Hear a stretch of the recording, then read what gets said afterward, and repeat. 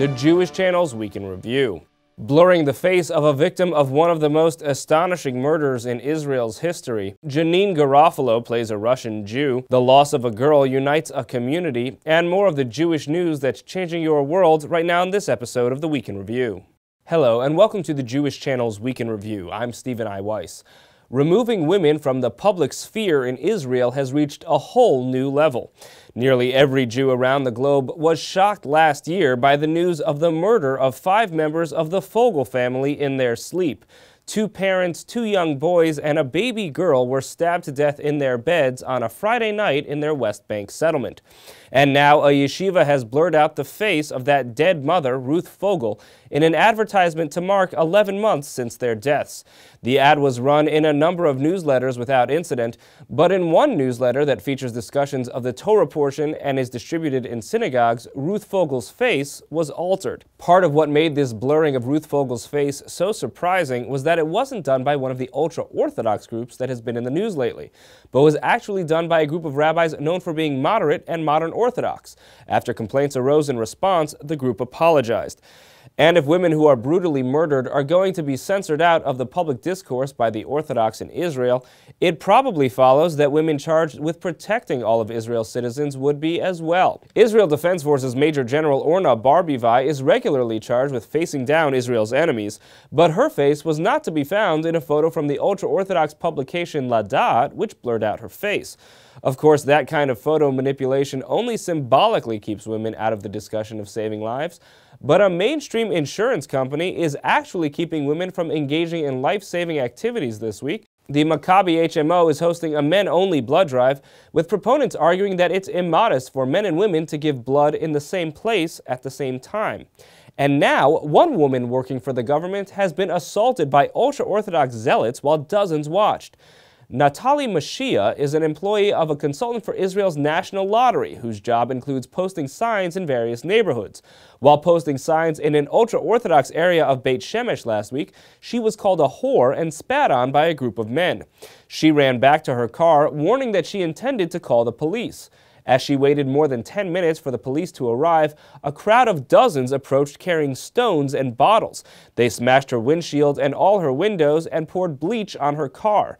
Fearing that they were going to set her car on fire with her in it, Mashiach crept out of the car and hid behind a door until a man came around and started throwing stones that hit her.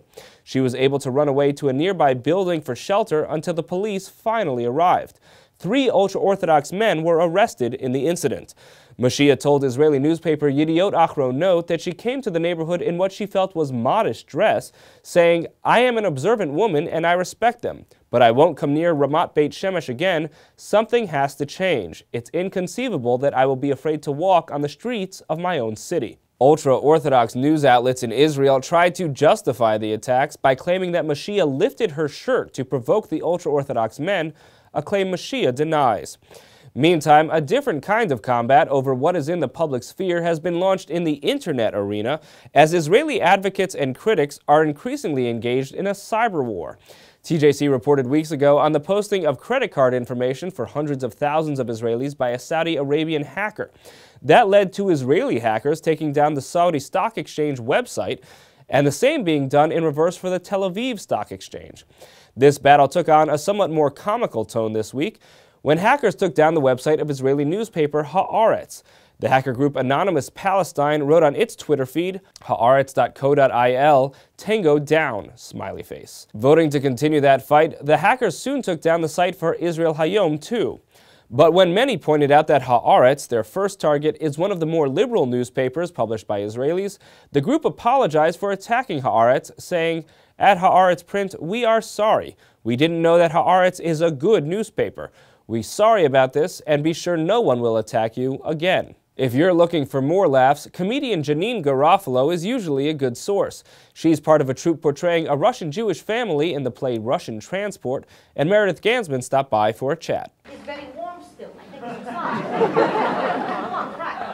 That's funny lady Janeane Garofalo on stage in a new play with a familiar theme. The American Dream has long been the subject of the theater, and with Off-Broadway's newest world premiere turning its focus on the Russian Jewish community of Brooklyn, there's even more exciting drama to be found on the Great White Way.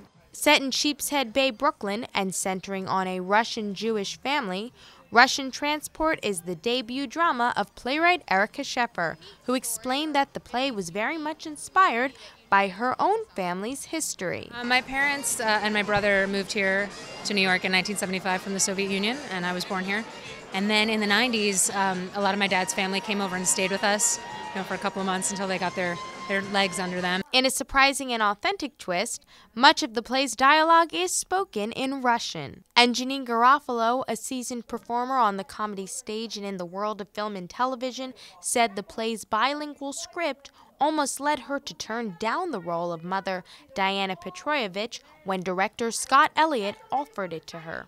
He asked me and I was like, I can't do this. I can't speak Russian and do a Russian accent and do a play. I'm not talented like that. However, cast member Raviv Ullman, who plays son Alex, related to the play and his character's story immediately. It's an average family, so it seems of parents who immigrated to the States and two kids who, one kid who was born here and one who moved here upon after he was born, which is kind of my story. I was born in Israel and I came to the States at 2, which is about the same time that my character came to the States. No more favor for you. I'm doing you one favor. Russian Transport's brash, bold, and endearing characters, like Misha Petroyevich, played by Daniel Oreskes, reflect the recent Jewish-American immigrant experience. And the whole play is suffused with a very Jewish identity.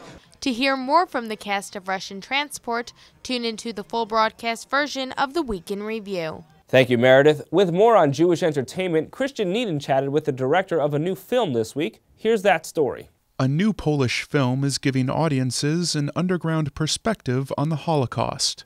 In Darkness is the true story of a dozen Polish Jews who evaded Nazi capture by hiding for 14 months in the sewers beneath the streets of what is now the city of Lviv, Ukraine, and what was then the city of Lvov, Poland, and the Catholic sewer worker who was their savior. The film opens in the U.S. on Friday, February 10th, and was nominated for an Oscar as Best Foreign Picture at this year's Academy Awards ceremony.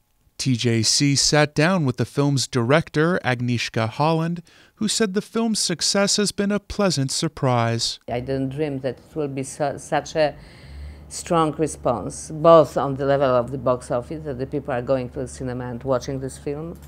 And it's for this kind of the movie, I think it will be probably one of the biggest success ever in Polish box office. But also the emotional reaction of the audience is very strong. I had a lot of letters, a lot of text messages from the total strangers.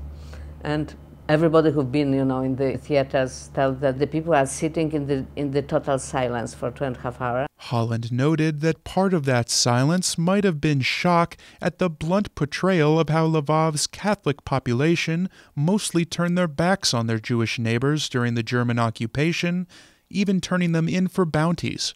Poles look at themselves as a heroic, innocent victims, and they are not used to play the different role in this history, and suddenly they have to face those facts, which are facts, and to deal morally and psychologically with that. And it is the process, but I think it's a very positive process for the most of the population. Of course, you always have the groups which absolutely refuses this fact. To hear more from director Agnieszka Holland about her new Oscar-nominated film, In Darkness, please tune into the full broadcast edition of the Week in Review. Thank you, Christian. Finally, many in the Jewish community were saddened this week to learn of the passing of Ayelet Galina, a 1-year-old whose story affected the lives of a great many thousands. Ayelet suffered from a rare genetic disease and required a bone marrow transplant. After months of struggle, she passed away early Tuesday morning. More than 5,000 people had subscribed to a page on Facebook that delivered updates on her condition. In her struggle, Ayelet inspired tens of thousands to register as bone marrow donors, and so, even in passing, she has surely helped to prolong or save the lives of many others. There are two ways that you can help further that mission Ayelet inspired. One is simply to register as a bone marrow donor, a painless, free, and quick procedure that could save someone's life. To do so, simply visit the website DKMSAmericas.org and follow the instructions. Another important way to help is to get those bone marrow registrations processed. It costs the organizations $65 to process bone marrow registrations. You can donate to help save a life by processing those registrations at either DKMSAmericas.org or at the Gift of Life Bone Marrow Foundations at giftoflife.org. That's all for this week. From all of us here at the Jewish Channel, be well. The Jewish Channel is available on cable. Time Warner Cable Channel 528, IO Optimum Channel 291, RCN Channel 268, Bright House Channel 330, Verizon Fios Channel 900, Cox Channel 1, Frontier Communications, and now on Comcast Cable in the on-demand menu under Premium Channels. For more information, visit TJCTV.com.